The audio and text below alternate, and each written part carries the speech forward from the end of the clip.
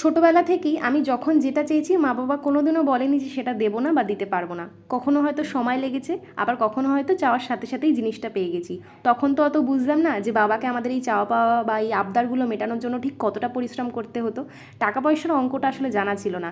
তারপর ধরো কোনো ভুল করলে, ঠিকঠাক পড়াশোনা না করলে তো মা প্রায়ই বলতো, তোদের জন্য বাবা এত কষ্ট করে, মাথার ঘাম পায়ে ফেলে টাকা রোজগার করে, তার দামটা একটু দিস। এই কথাগুলো সেই সময় না বুঝলেও এখন ভীষণ করে বুঝি। এখন বুঝি যে টাকা ইনকাম করতে ঠিক কতটা পরিশ্রম লাগে। বাবারা আজীবন নিজেদের কথা না ভেবে আমাদের উপর সবটা উজাড় করে দিয়েছে। বাবা মানেই তো তাই একটা আস্ত বড় বটগাছ।